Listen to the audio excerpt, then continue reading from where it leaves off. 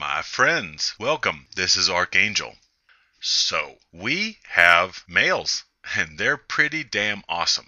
In fact, all genius flows through males. One popular saying, which instills images of male oppression, is, "It's a man's world." What that implies is that only the strong survive in such a hostile world. Yet this statement has come to represent the supposed patriarchy and the chauvinistic nature of males who are narcissistic enough to actually believe that this world is meant for their sex. Actually, what I assert is that when someone says it's a man's world, what they really mean is it's male-built. Males built this entire world. Everything. It's not a world built for males. It's a world built by males for females.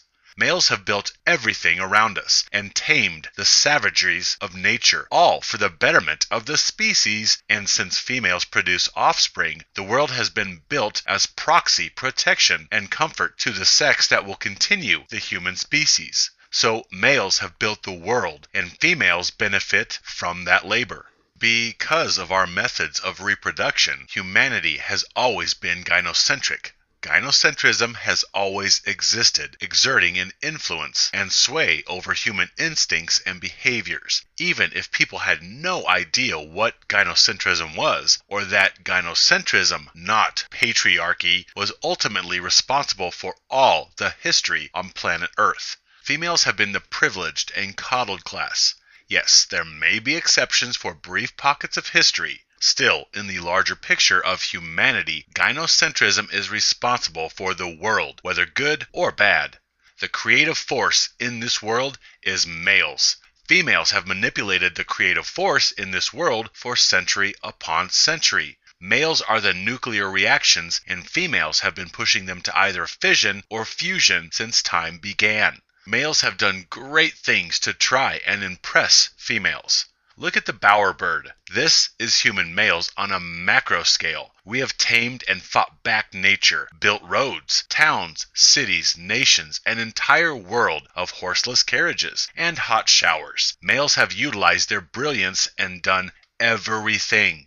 Males tame the brutality of nature with protective domiciles. Then we let males design and build our cities and roads, our infrastructure and modes of transportation. We allow males to design and build the tooling and the industrial machinery which construct our roads, buildings, airplanes, computers, and all manner of manufactured products, from skyscrapers to particle colliders to the smallest sticks of packaged gum. I think it's safe to surmise that, throughout history, dudes have contributed a few things here and there which justify the space they take up on this planet. As a side bonus, the fellas have initiated the lion's share of science, art, music, philosophy, entertainment, just to throw a few couple small little details of male contribution out there. I mean, really nothing big, things like conceived and achieved spaceflight, mapped the human genome, harnessed electricity, and conceived the manipulation of atoms, molecules, genes, accomplished supersonic propulsion. I mean, physics, philosophy, computers, cell phones, wipers for your headlights. These are just a few little trivialities spawned from the minds of males. Yet to see the Homer Simpsons and Peter Griffins in sitcoms today, you're left asking yourself how on earth males could possibly manage banging two rocks together, let alone envision nanotechnology.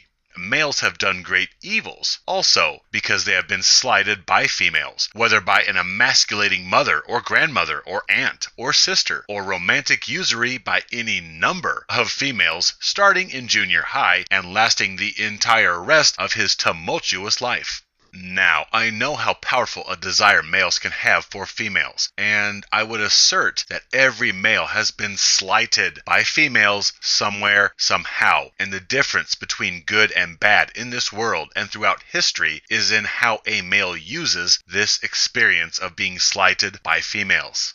They say there is a fine line between genius and insanity, and I say males are inherent with genius, and when a male turns his female-born slights into a creative avenue, we get altruism and invention, discoveries which change our world. when a male allows his female-born slights to fester and twist into malevolence, eventually fuses pop, and they opt for the dark side of the Force, where stealing, raping, murdering, and plundering become possible, even probable, from street thugs all the way to megalomaniacs who caused genocides throughout history. Knowing how powerful an influence females are on males in this human existence, in this physical dimension, I am confident in saying that evil males, the bad guys, the bad seeds, any male depravity is the result of a female misdeed trespassed upon them somewhere. No, I am not lazily finger-pointing. I am simply stating fact. Males have built everything. Thus, they are the creative force, and females have always manipulated males for their own provision and survival. So, when a male is inspired in a positive way, he does great works. When he is used and slighted, he often becomes jaded and malicious. Thus, if you like this world, you have males to thank for it. On the other side, if you dislike this world, you have females to thank for that. They have twisted males to the point where the abused have done terrible things throughout history. Oh, I know, many will say, oh, that's all BS, and that if you enjoy living, you have a female to thank for birthing you. This is male devaluation in action, placing the worth and well-being of females above that of males, because they have fulfilled their biological function. And clearly, with such sentiment, males are demoted to disposable utilities once again. Because of uterus, you exist. Nothing you can do will ever match this, and you need to spend the rest of your life trying to pay back this mercy to the sex which birthed you. You see, the offense one sex might take with statements that males are more talented because they have built this entire world will rival the offense that the other sex might take for being told they are less than and disposable because they don't have the plumbing to kick out offspring. Obviously, to reach our current state, we require both sexes. Yet, though both sexes are requisite, both sexes are not appreciated equitably. One sex is elevated and privileged, and the other gives their lives to provide that privilege. Yes, even though both sexes are needed, only one gets congratulated. And I am saying, hey, have you all forgotten who has done everything since time began, and now you are going to call my genitalia junk and mock me on sitcoms and force me into slaving my life away to carry a privileged class who would never do the same for me? Really? Are you high? Do I have stupid written across my forehead? Well, actually I do because I'm a male. Yes, we were all carried in the womb of a female, and males spend the rest of their lives trying to repay females for this sacrifice. And on the flip side of the coin, yes, males built the world, yet females are not so forthcoming with their appreciation over male sacrifices, which eclipse childbirth in scope and totality of sacrifice. So again, you like our modern conveniences, you have many, many males to thank for this. If you dislike the violence and destruction throughout history, you have females to thank for that. When you manipulate or mistreat the creative forces, you might just get genius funneled into negativity. Females exercising their nature of male manipulation for protection and provision has wrought the chaos throughout history, twisting otherwise good males into villainy. Gynocentrism is the genesis of our world, of our cultures, of our beliefs, of our societal memes. You see, it is males building things to impress women, or males destroying things because of a slight by a woman.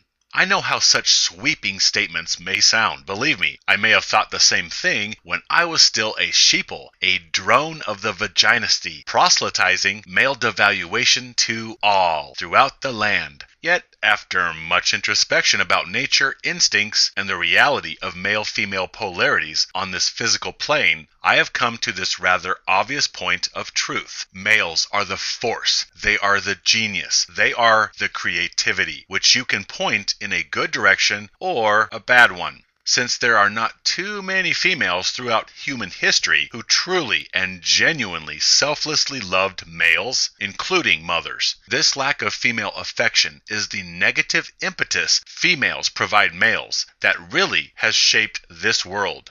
Since all males at some time in their life are done wrong by females somehow in some capacity, thus it is the negative force which has driven humanity to our current state.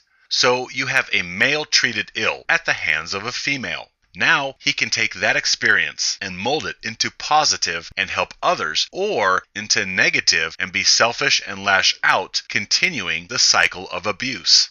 You see, this is what's going on. Females have creative forces work within them without their conscious input. Nature takes over and does everything for them. They don't have to sit and wonder how to meld this chromosome or those genes, or where a head will form, or where toes should go. This is automatic. She is simply along for the ride until a separate functional being emerges from her vagina some specified period of time hence. Greatness happens through females, yet males must create greatness. Males are the creative forces of planetary import. The world doesn't just happen through males. We don't simply have nature bring about nuclear fission or nanotechnology through us, like self-organizing replicating cells happen in a womb, needing no oversight from the female who possesses said womb. No, males have to make things happen. We imagine a thing, envision its fruition, hypothesize its avenue of arrival, then toil and labor to bring such a thing about, fine-tuning all along the way until a conceptualization has become actualization. Males have to consciously use brilliance and make everything happen. Females create on autopilot. Males create on purpose. If you take offense at that, then you are most likely a parishioner of gynocentrism, elevating female worth and contribution while lowering male worth and contribution. And you seem to have an aversion to the truth. Males have done more for our species than females, point blank. What is more impressive, food consumption or the infinite processes wrought to make food consumption possible? You put food into your mouth, chew, and swallow. That's it. That's the extent of genius required for a human to eat. Yet, on the other hand, the countless hands that toiled to pick the fruits, or sow, cultivate, and harvest the vegetables. Then there are the hands that prepared the food, the minds that came up with different combinations of compounds to make a recipe for a dish. Not to mention the hands that fashioned the table and the plates and utensils, and the house or building in which you sit and put this food into your mouth. Which is more substantial in contribution to your existence? The countless steps involved in the production of the food, or its chewing and digestion? Yes, both are needed, but one is vastly more impressive and superior in contributory value. The other is simply a biological function requiring no conscious genius on the part of the chewer. Likewise, which is more impressive, gene replication and childbirth, or building planetary-wide civilizations? Taming a savage planet requires conscious, purposeful directing of genius and creativity to a specified end. Baby making, much like digestion, simply happens. No skill or genius or conscious input is needed. You simply introduce a sperm to an egg. That's it. That's all she has to do. Everything else from that point on is done for her. A female does not have to be particularly smart or skilled or attractive to introduce new life to this world. She just has to be. We don't get to the point of Wi-Fi because males simply exist. Unskilled, unintelligent males don't simply allow nature to bring about iPhones through them. No, males have to work and toil and strive to do everything. There is no free ride. We don't have nature work through us. We must go out and affect nature. Yes, both sexes are needed and both are equal in worth, but males have done more for human existence, period. The totality of male genius and male creative forces cannot be overstated. We try to impugn males as bumbling, moronic murderers, rapists, and plunderers, while elevating females' lack of contribution to a pedestal above males. The reality is, females are simply vessels through which nature enacts gene replication. Nature does everything for her. She is simply the oven, the beaker in which the baking takes place. Again, everything is done for females. Females do not have to be particularly smart or skilled to birth a child, but males absolutely have to be strong and intelligent to build cities and survive the hostilities of an indifferent, cruel world. And everything we see around us, everything is courtesy of males. The fact that we are not dodging from bush to bush anymore to avoid predators or seek respite from the elements, this is thanks to males. Who has done more, all the hands that brought food to the table and built the table and the building, or the hands that put food into their mouth and then allowed digestion to take over without genius or skill required of the chewer? Yeah.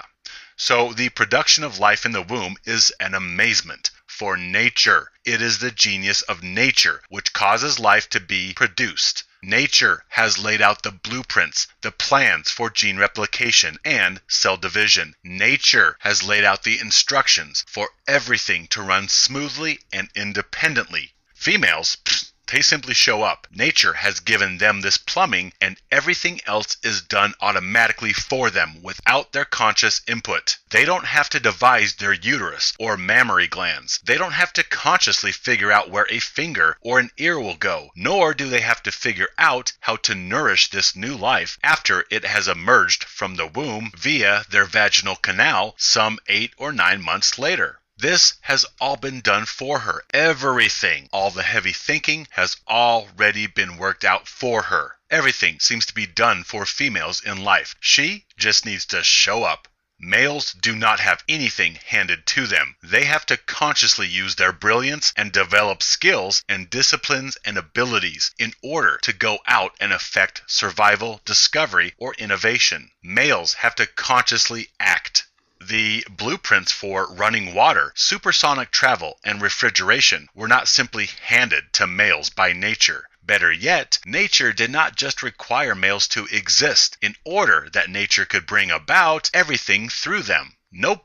Males have toiled to their deaths, contributing to a world that sees them as less than and discardable in juxtaposition to females, who simply show up to the party, add 1 part sperm to 1 part egg, and everything else is done for them. Males contribute to societies with technologies, ideas, and advancements that may not even benefit them personally, nor in their lifetime, yet will enrich future generations of Homo sapiens. This is altruistic caring, toiling to develop something that would benefit others, including future generations. Tesla may have not truly enjoyed the fruits of his infinite genius and labors during his lifetime, yet future generations will be incalculably enriched by his toil. Females have genius work through them. Males trespass genius onto the world. Where did the technologies for building our civilizations, our cities, our transportation, our infrastructure, our communication networks, the everyday luxuries that we enjoy, nearly everything around us and all that we know in this fancy material world, where did it all come from? In the minds of which sex have nearly all things been conceptualized? That's a tough one, huh? Which sex took science, technology, nearly every imaginable invention from theory on paper to fruition without having their noses wiped or their wardrobes coordinated?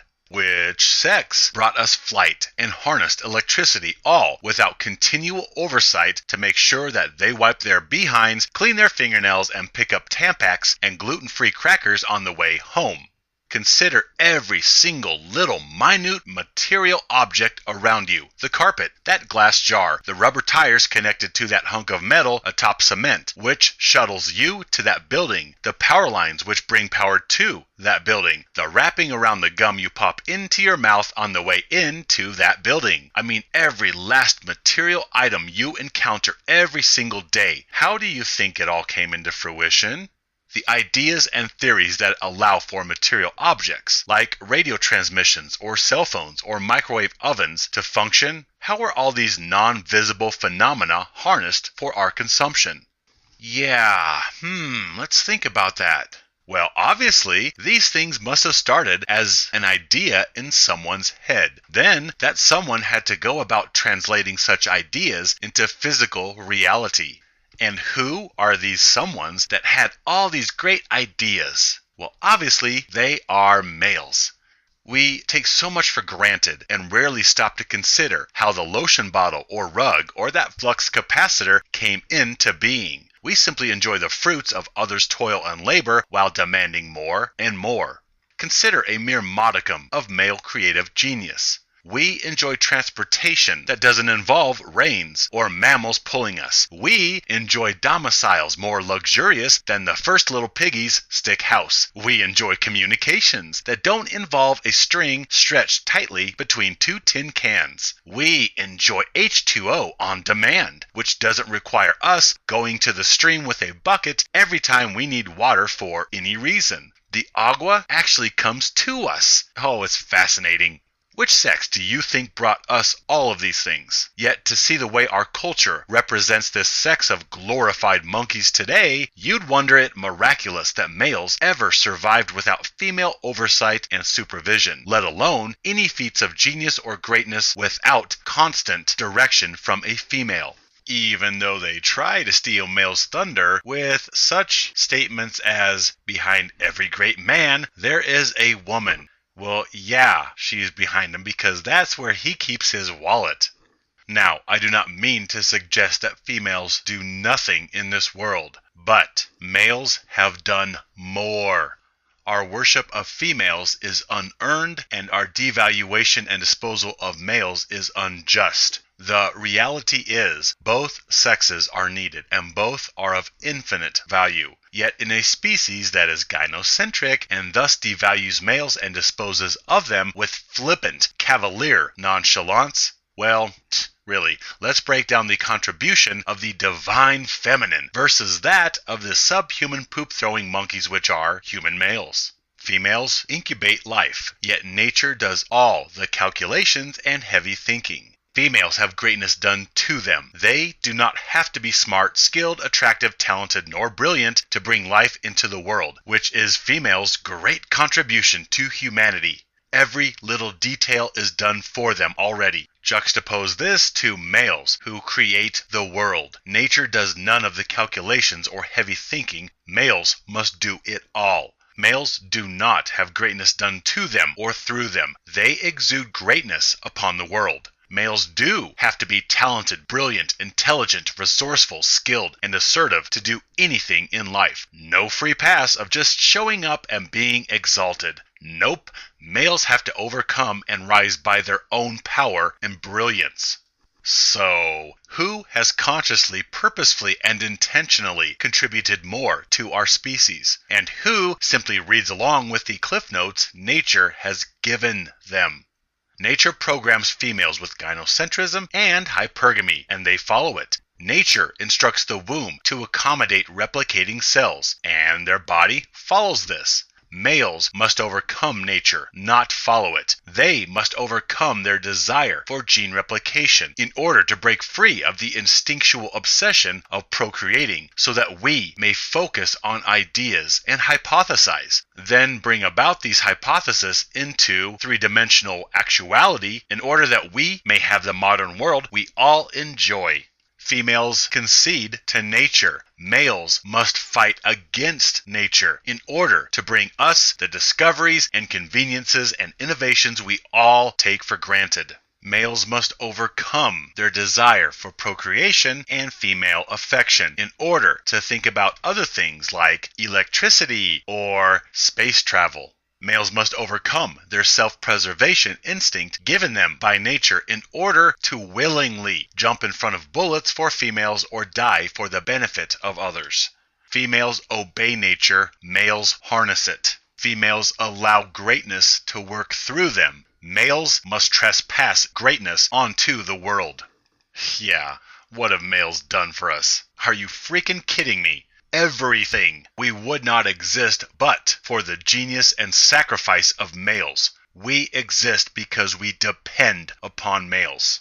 We are brought into fruition in the womb of a female, yet we exist because of males.